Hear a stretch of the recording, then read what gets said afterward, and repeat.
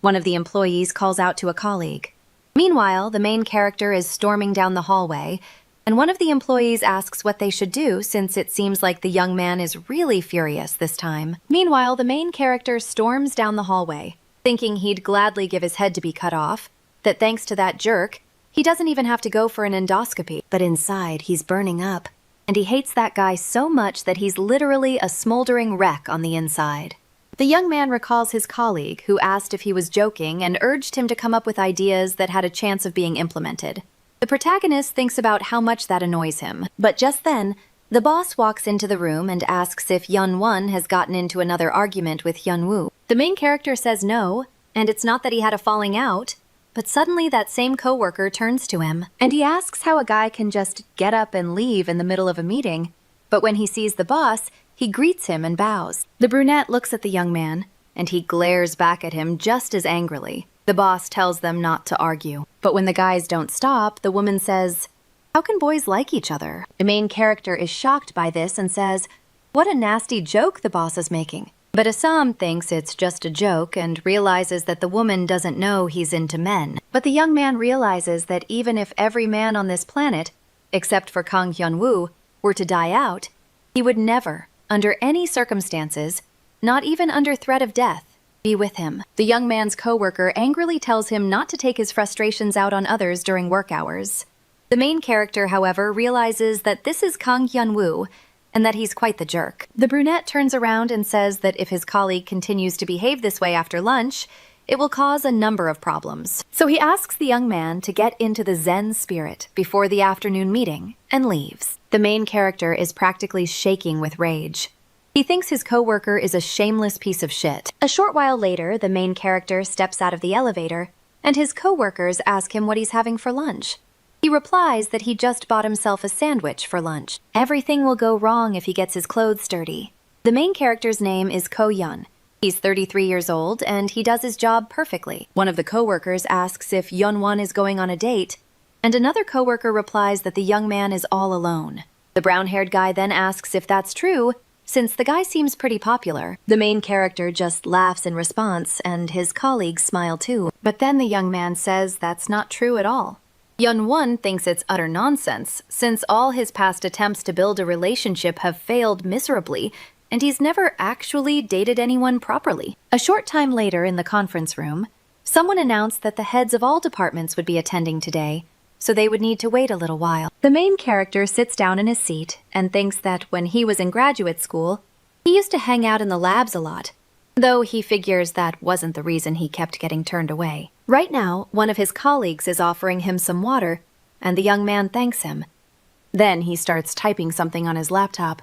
Hyun-won thinks he knows, and who is the kind of person that others get tired of very quickly in a relationship. After all, the guy falls in love at first sight and is as persistent as a bulldozer. He also talks about romance and fate every now and then, but his reality is either the lab or his home. A guy looks at the wallpaper on his computer and thinks that he's never even managed to have a decent relationship. But he really does want a relationship.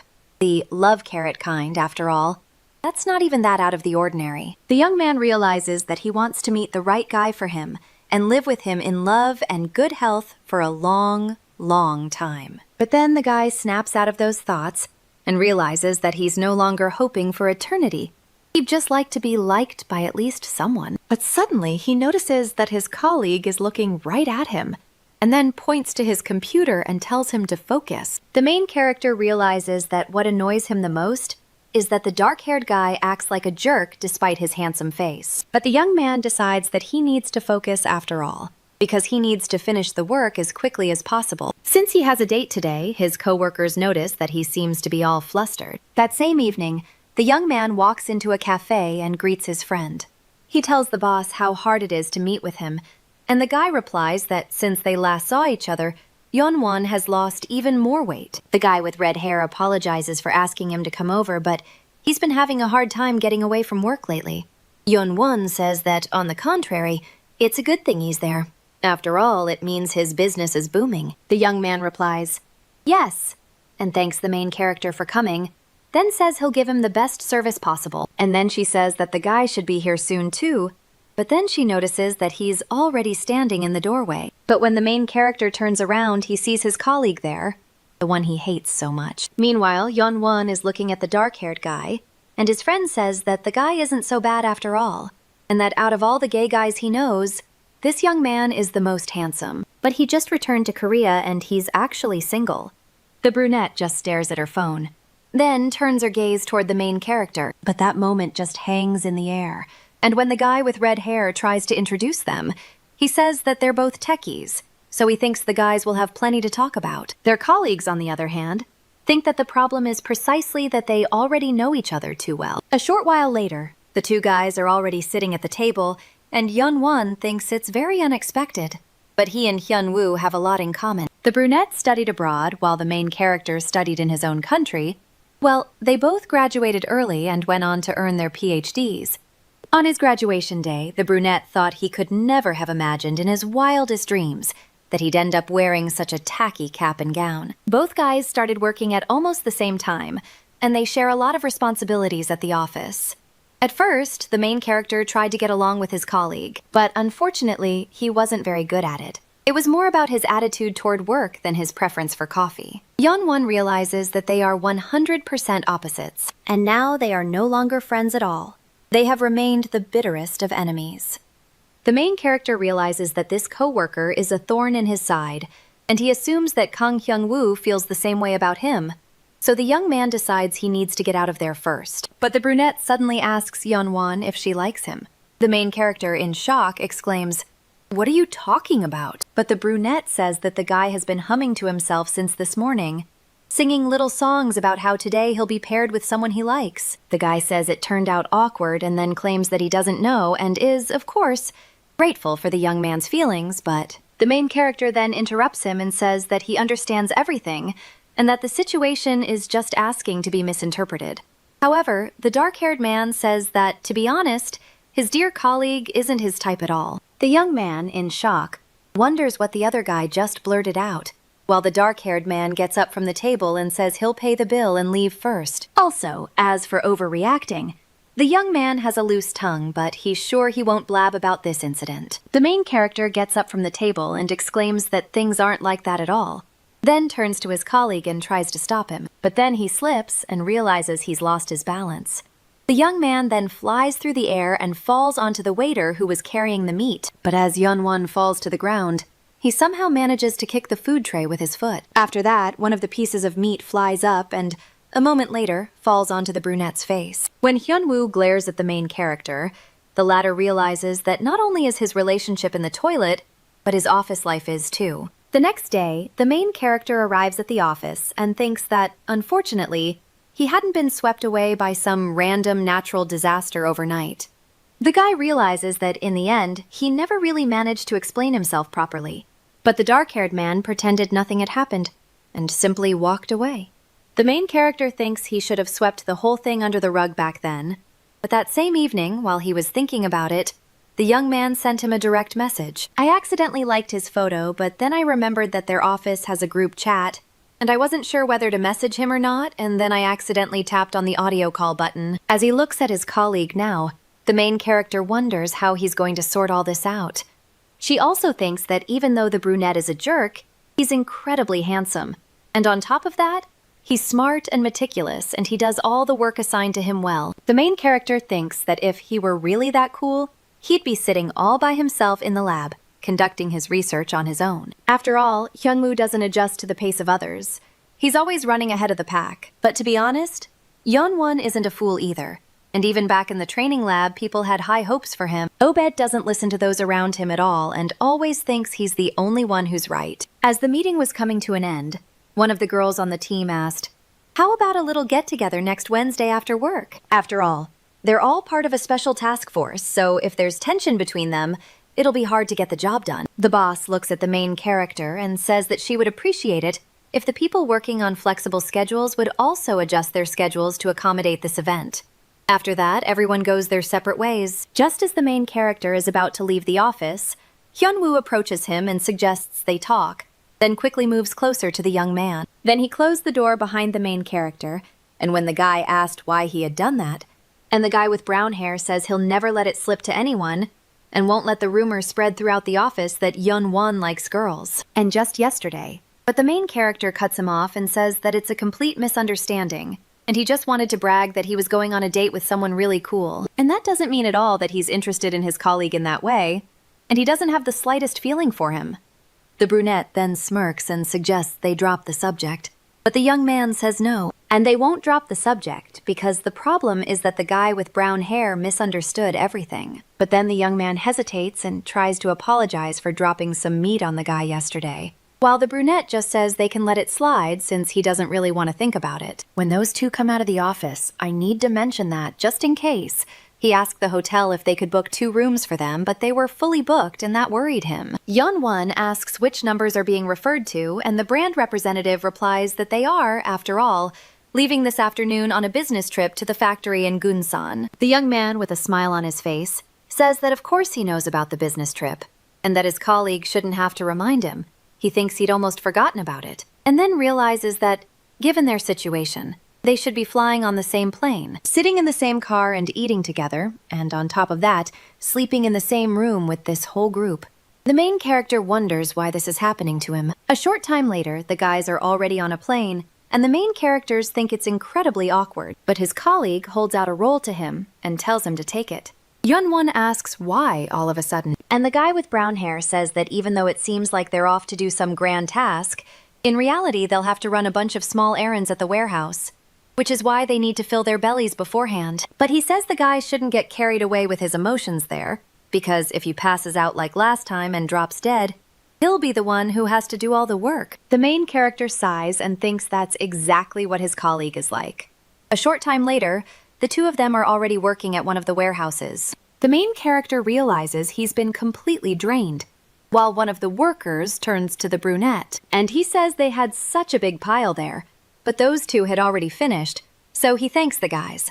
Then an employee at the warehouse says they did a good job and suggests they have a glass of soju together, and Hyun-won agrees. After that, he goes after the worker, but the dark-haired man simply trips him up. Hyun-won asks why Hyun-woo is picking on him again, but the dark-haired guy just whispers, asking where the young man is headed, since they have a lot of work to do first thing tomorrow morning. Then he says that his colleague is completely out of his mind, while Hyun-won thinks that it's not him who's out of his mind, but that the guy with brown hair is just a jerk. A couple of days later, the main character is already having a drink with the other employees and realizes that Kang Hyun-woo was right. After all, they finished their important work in an hour, and then spent the rest of the day just hauling boxes around. But the main character thinks that his colleague did all his work without saying a word and didn't even utter a peep. The brunette, noticing the young man staring at him, asks why he's looking at him like that, and Hyun-won says it's nothing, that Hyun-woo is always eager to tackle all his projects, or whatever else, on his own. The guy replies that moving boxes isn't his thing,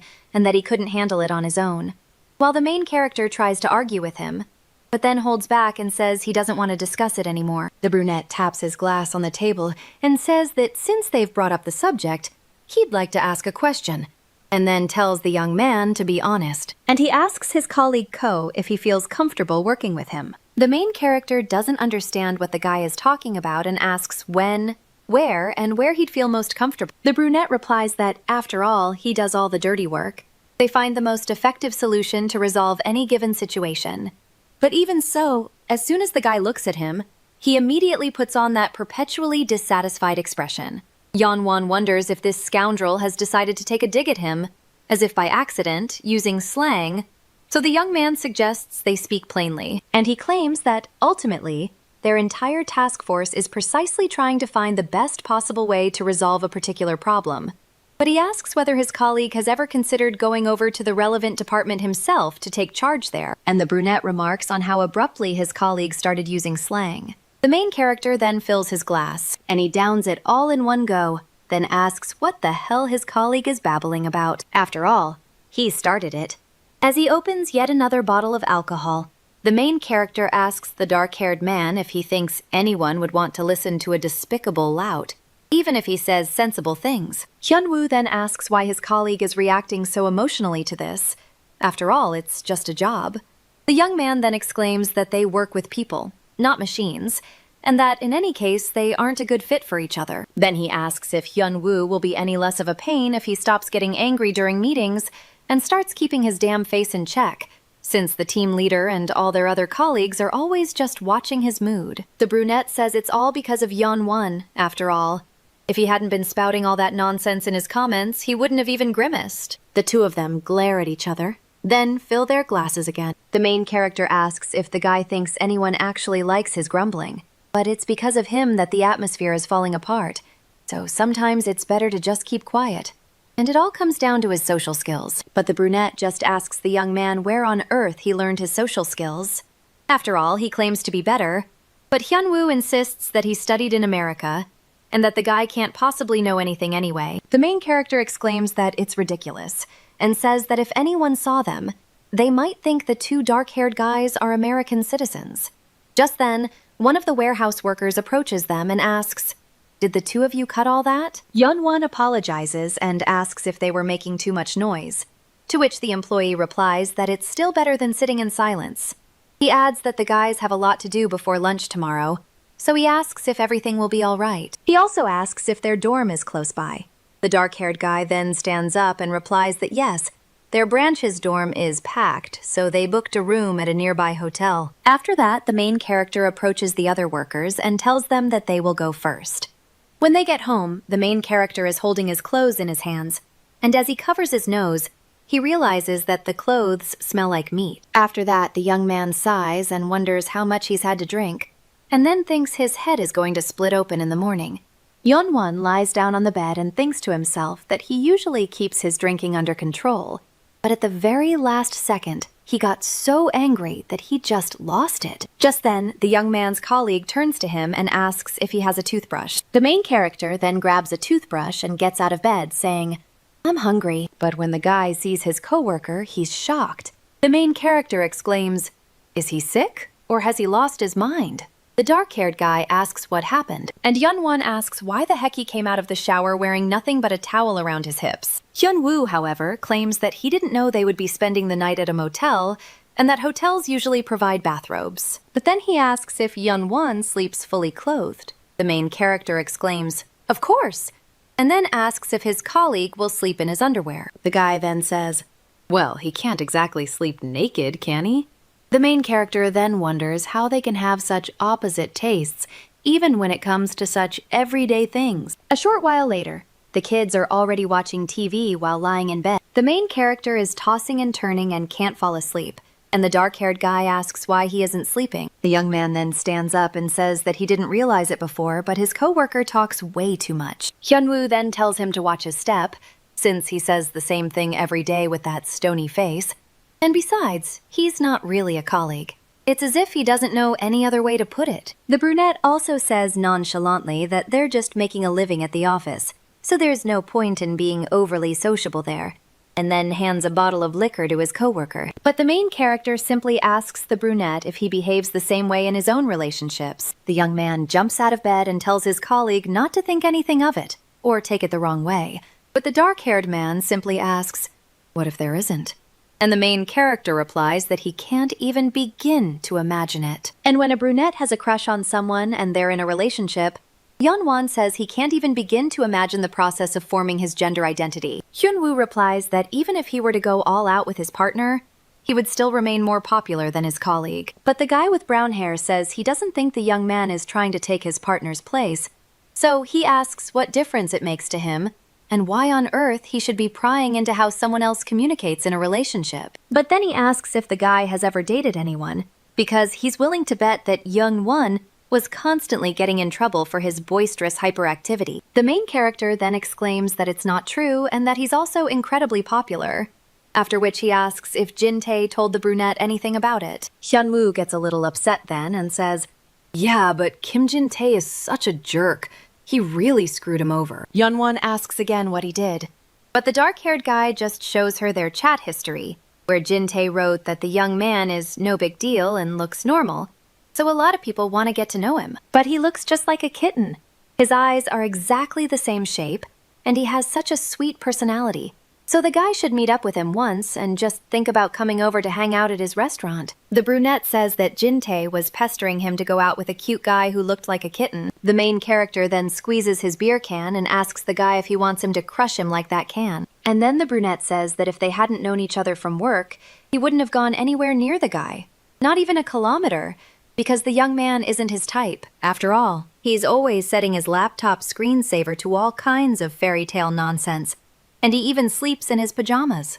Hyun-woo insists he's not cut out for that kind of romanticism and sentimental relationships, and the main character smirks and says he knew it all along, then asks if his colleague has ever really been in a relationship with anyone. Hyun-won says his colleague is completely unpredictable.